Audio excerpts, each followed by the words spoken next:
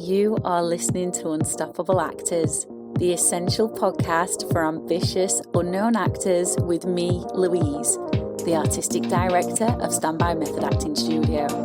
And for the last 13 years, I've been taking unknown actors with blank CVs all the way to Netflix dramas, Amazon Prime films, TV soaps, and stage plays around the world.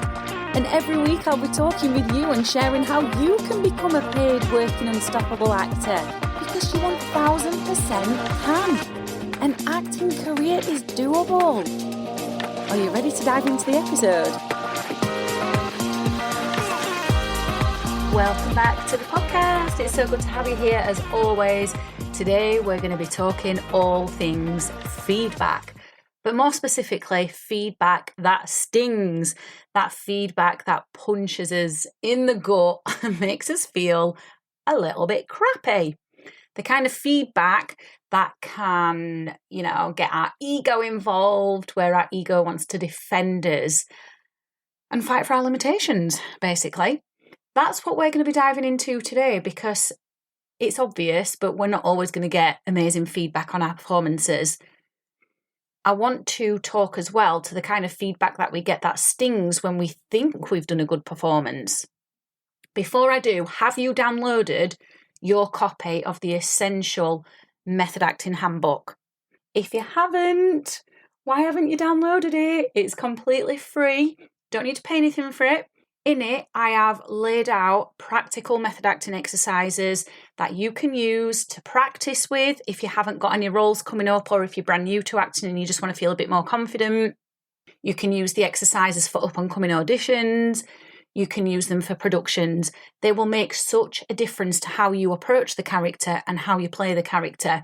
And then you'll be more likely to get feedback where people are acknowledging and seeing your improvements in your performances.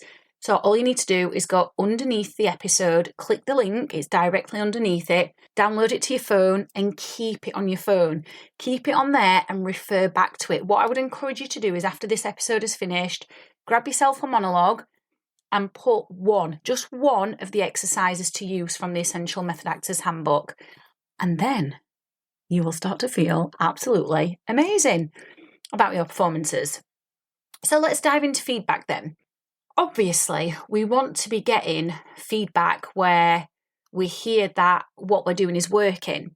Because as humans, we like that kind of feedback. We like to know that we're on the right track. Of course, we also do want feedback where we're given areas of improvement, because of course we want to be the best actor that we can be. But sometimes we can go into scenes or exercises and do what we think is a really good job and get stingy feedback. And sometimes we can go into exercises and scenes and think, maybe I didn't quite do my best, but I feel like I did all right, and still get stingy feedback. So how do we deal with it? Well, let me share a quick story with you firstly. So last week in the acting classes that I train my acting students in, I gave an exercise to the entire class. And it is fair to say that this exercise is challenging because it asks you to be vulnerable and completely let your barriers down. And vulnerability can be scary. Let's be honest, it can be scary to be vulnerable, especially emotionally, which is what this exercise demanded of my acting students. When we are emotionally vulnerable, it can conjure up fear inside of us. And that can be unconscious where we're not aware of it, and it can be conscious where we are aware of it. Emotions, when we are expressing them in their rawest and purest form, can lead to us thinking that we might get criticised, that we might expose ourselves emotionally, that we might be rejected. So naturally, what the body wants to do is to protect us, and therefore it limits how vulnerable we will be. Now, it's okay for exercises to challenge you and for you to retreat a little bit, as long as you're aware of that, and then you can move beyond that and move out of your comfort zone the next time you do it. So I asked my students to do this emotional exercise, and it really asked them to be very vulnerable, and some were very uncomfortable with this, and that's okay. It is completely okay to feel uncomfortable with something. And so I gave feedback at the end to my students, and I'm the kind of coach who will give you feedback honestly. I'll never blow fire up your ass because I just don't think it serves us. I wouldn't like someone to do that to me. I'm not going to tell you something's amazing if there's areas for improvement. So I did give feedback and I was quite direct with it. I always give feedback from a compassionate place and a place of wanting my students to improve and grow. And that is my job as an acting coach to do that. I have to do that because I want you to be the best actor you can possibly be. I want you converting more auditions to paying jobs. I want you getting cast more than you currently are. So I gave this feedback quite directly, but also compassionately, and shared what was going on with the exercise and why the students were struggling with it and what they needed to do to overcome that. And so what happened is it did trigger that defensiveness in some of my students, which again is absolutely okay. It is fine for you to feel a little bit defensive, especially when something is challenging and it makes you feel very vulnerable and exposed. I asked these students to just forget the feedback for the time being, as it was the end of the class, and reflect on it during the week. And I asked them to do that, and I shared why it was very, very, very important that as actors, we become vulnerable. Because as I've already said, vulnerability creates connection. Now, all credit has to be given to my students because the feedback was a little bit stingy for them, but they did reflect on the feedback that was given. And so this is what I want to share with you. When you are given feedback that does sting a little bit, it does punch you in your gut, what I would say is don't ruminate over it. Don't keep thinking about it as soon as the feedback has been given. If you do feel that sting inside, don't criticise yourself. Just acknowledge, oh, that did hurt a little bit because I thought I'd done better or because I was expecting to hear something else. Acknowledge that because it's absolutely okay to feel the sting, but don't get reactive. That's the worst thing you can do because you can start to fight for your limitations and we don't want that. So once you've acknowledged that sting, just forget about the feedback and then go away when the emotions have come out of your body and you can think more rationally and more logically, and then consider the feedback and then be open-minded to it. Because of course you do play a part in your own growth, and that is by being open-minded. And kudos to my students, this is what they did. So then when they came back to the following class, which was this week, we did the exercise again. They knew they were going to do it again. And let me tell you, because they'd reflected on the feedback when the emotions had come out of it, they threw themselves into the exercise, and it can only be described as powerful and phenomenal what they produced. So they threw themselves into this emotional exercise and they really allowed their barriers to come down and for them to be vulnerable. And the work that they produced was outstanding. It caused the hairs on the back of my neck to stand up. It gave me goosebumps. And then it gave their scene partners such a lot to work with, which in acting we refer to as gifts. So they gave their scene partners lots of gifts to work with. And then when I gave the feedback this time, of course, it was very different to last week. And I asked them what was the difference. And they said, I just had to really throw myself in there.